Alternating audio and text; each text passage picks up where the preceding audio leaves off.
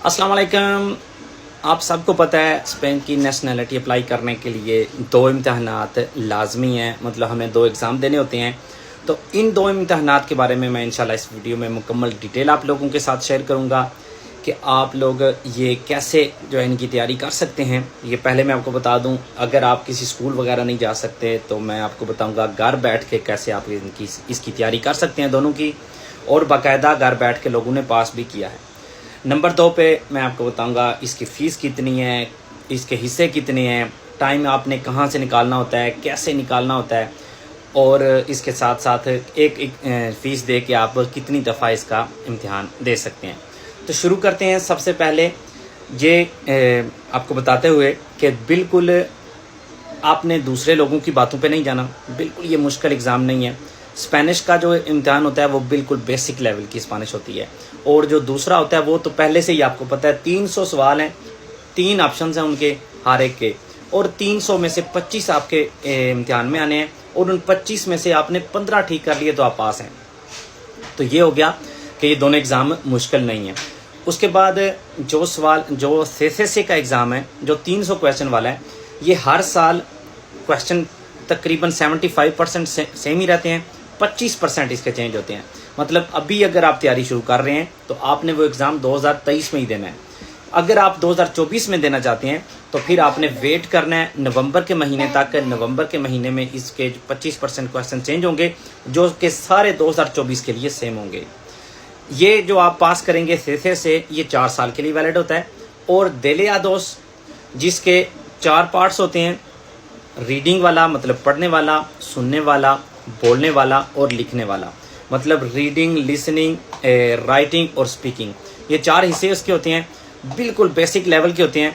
और ये अगर आप पास कर लेते हैं तो ये हमेशा के लिए वैलिड होता है, इसकी कोई एक्सपायरी डेट नहीं होती। अगर आपके पास B1 स्पेनिश का, B2 या टैक्सी के लिए आपने B1 किसी वजह से पहले से किया हुआ है तो फिर ये एग्ज़ाम आपको देने की ज़रूरत नहीं है।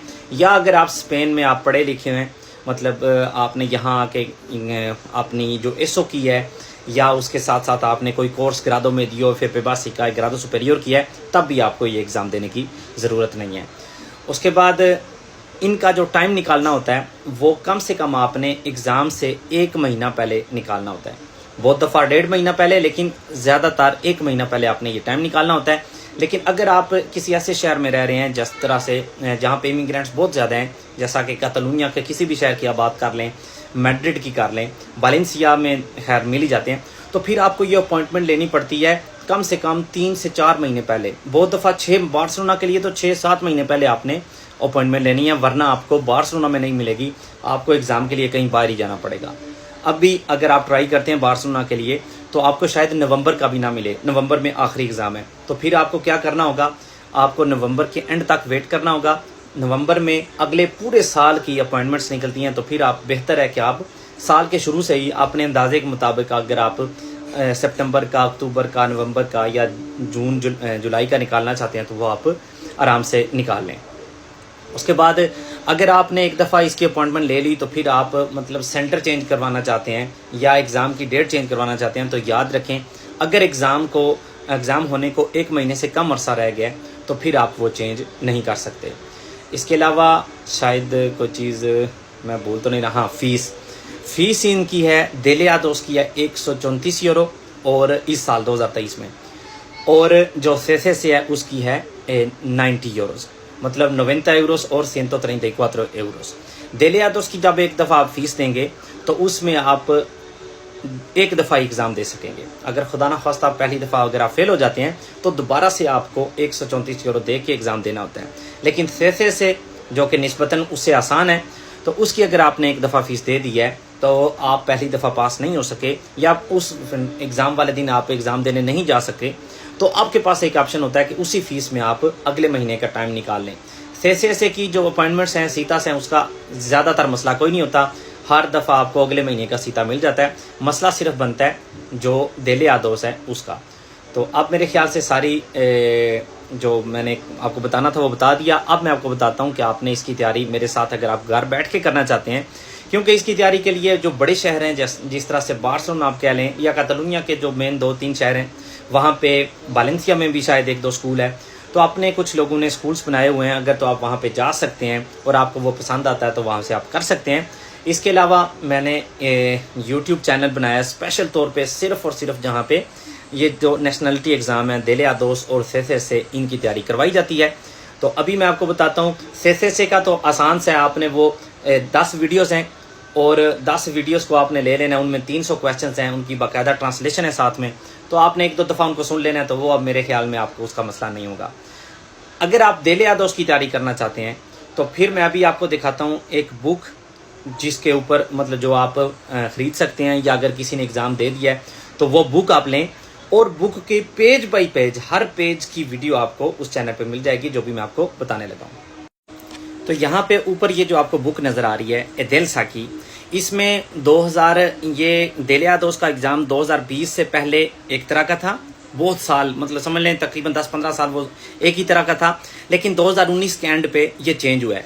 तो समझ लें आपने 2020 की भी अगर आपके पास कोई बुक है 2021 की, 22 की या 23 की, तो सब वैलिड है, क्योंकि दिल आदोस में कोई तब्दीली नहीं आई और ना ही कुछ साल आने की गुंजाइश है इसमें।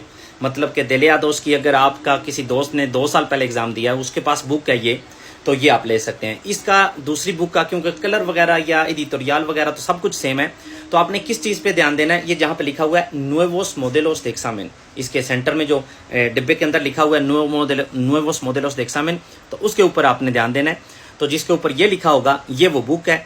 तो इस बुक को आपने क्या करना है, इस बुक को आपने ले लेना है, इसमें ऑडियो भी आपको मिलेगी और सारे के सारे इसके जितने पेजेस हैं, अगर आप ये बुक लेते हैं और इसके अंदर टोटल 6 इम्तिहानात हैं, मुकम्मल मॉडल पेपर्स कह लें, 6 मुकम्मल इम्तिहान हैं जिनमें हर एक एग्ज़ाम में 4 पढ़ने वाले, 4 सुनने वाले, 3 लिखने वाले और 3 बोलने वाले हर एक में।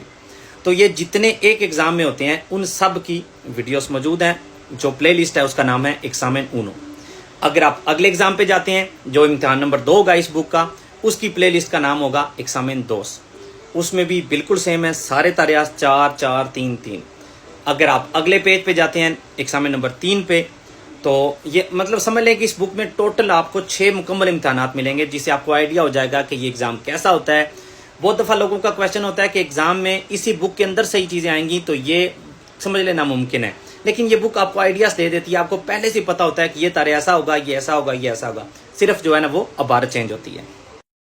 तो ये प्लेलिस्ट वगैरह या तैयारी करने के लिए आपने यूट्यूब पे सर्च करना है, ये जो ऊपर आपको नज़र आ रहा है दिल विद वकास अकरम, तो इसके ऊपर दोनों इम्तिहानात की वीडियोस हैं। ये आपने तरतीब के साथ देखनी है, जैसा कि मैंने आपको बताया step by step page bye page जाना है। तो आपने क्या करना है, इस चैनल में एंटर हो जाना है। जब इसमें एंटर होंगे आप और इसकी आप जहाँ पे लिस्टास लिखा होता है या प्ले लिस्ट लिखी होती है उसके ऊपर आप जाएंगे तो ये मुख्तलिफ आपको प्ले लिस्ट नज़र आ जाएंगी। ये आप देख सकते हैं, ये इम्तिहान नंबर 1, एक्सामिन 1, 2, 3, 4, 5 और 6, ये मुकम्मल 6 इम्तिहानात हैं इस बुक के अंदर।